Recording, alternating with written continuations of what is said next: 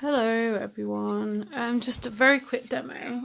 Shona asked about the prima moulds. You might have seen we've got some new prima moulds in and how to use them. So I've got a different prima mould, but they're the same exact style and type. So this is one I've got here. There's different types of clay. And you can use different things in these actually. You can use hot glue, you can even use food like chocolate, they're food safe. All sorts of different things. So have a look, read them up, and find what it is you want. With clay, as I say, there's different types of clay. I like to use this clay, the paper clay from Prima. It's really important that you keep the clay airtight, so take off what you need and wrap that straight back up. And I'm actually going to put in some foil, cling film, anything that you can do to keep the air out, because this will dry up if the air gets to it. So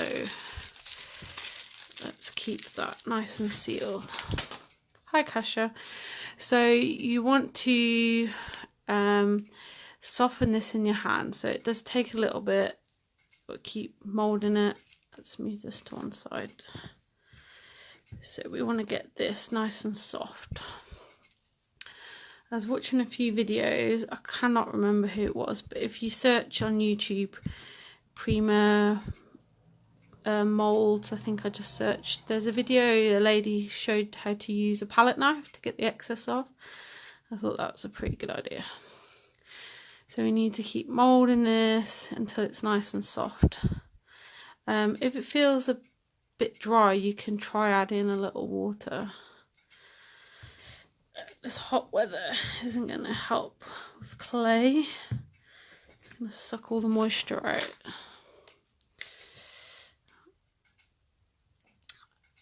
So we don't want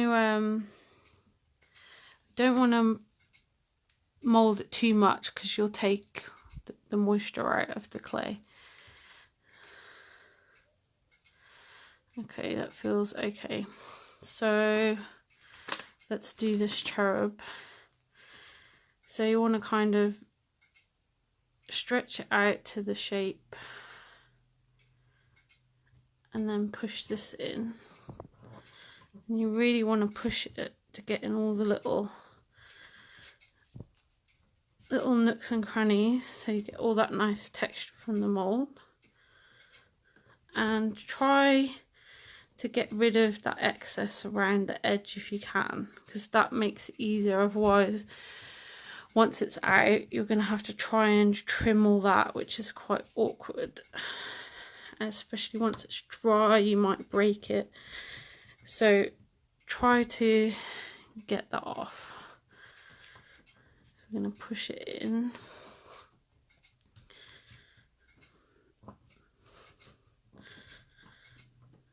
And if you are doing a batch, you know, you want to use the mould again once it's full, take it out. If you're not, you can leave the clay in the mould until it's dry. So what this lady did was then cut this excess off with the palette knife, which was a good idea, but I actually don't have my palette knife with me. So I'm just making sure that's all in there. So I'll pull a bit of this off. So I've got a bit too much there. It's been ages since I've used these, and I find it quite therapeutic actually, sitting here squishing this all in. Okay, that will do for that one. So I'll leave that for a minute. Let's do another one. Hi Karen, hi Debbie. What should we do? Let's try these scrolls.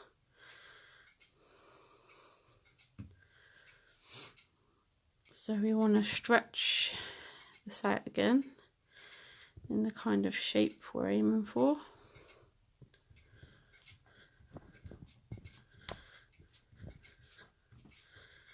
I'm going to drag that in. So I'm just pushing it in to get that shape and try and get rid of as much excess as I can.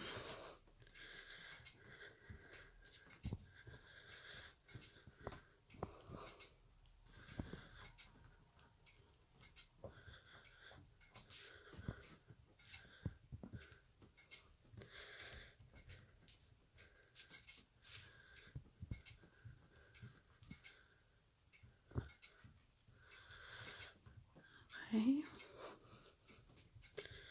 that's pretty much there. Oh, this is not the best thing to do when it's hot though. It does make you quite warm.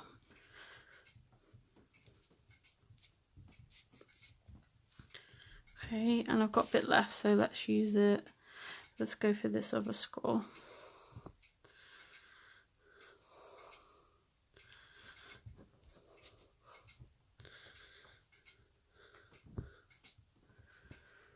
Yay, you got your mould. They are, aren't they, Kasha? Have you used them before, Prima moulds? And they are very good quality. So it's a silicone mould. They're very thick and they're washable. I think that they might even be dishwasher safe.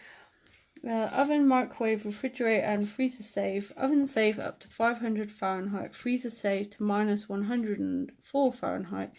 Non-stick, no coating. Just to let you know.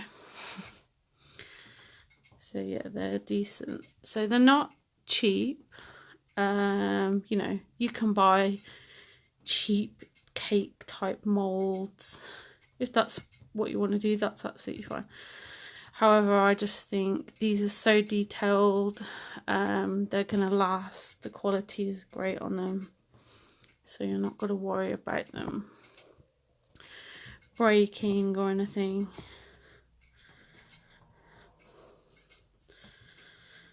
Okay, where's the end there?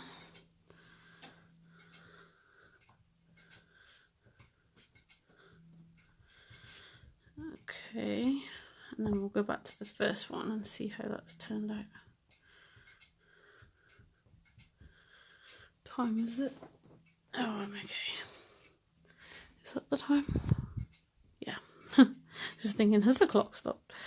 Okay.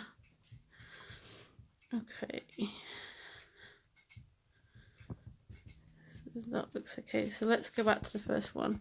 So you literally just lift this and do it carefully because we don't want to break. And it should just nicely. Now be gentle on the other side because we don't want to lose that detail we've just got. And there we go. So I'll do this while it's wet because it's easier.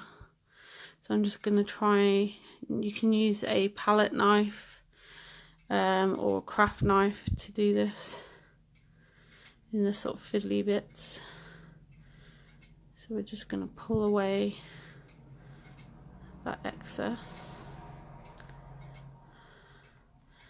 And then if you wet your finger, you can smooth those sharper edges back down. So this is our little cherub, Kasha. We have plans for this cherub.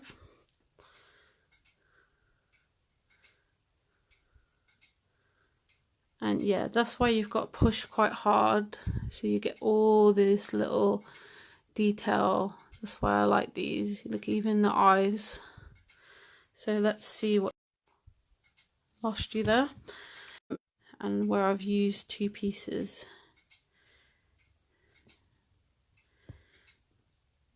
So if you can leave it, sometimes that's a good idea.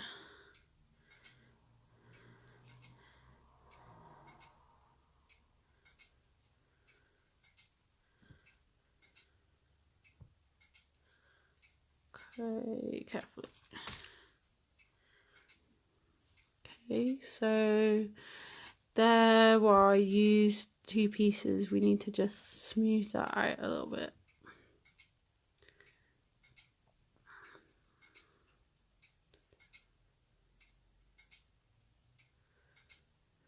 but that's not too bad. And when these are dry, you can gesso them if you want first, then you can paint them, wax them,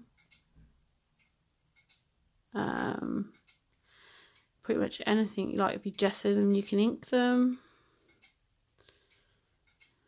and they make great details on your sort of boxes. No, Tracy, I would normally just leave them in the mould, but because I'm showing you, I've took them out so you can see. The only time I would take them out of the mould normally is if I want to make more than one batch in one go. Otherwise, yeah, I would leave them in the mould. You don't have to, it's just that it's a bit easier to take it out when it's dry. Sorry for my throat, by the way, I'm just hopefully getting over a cold.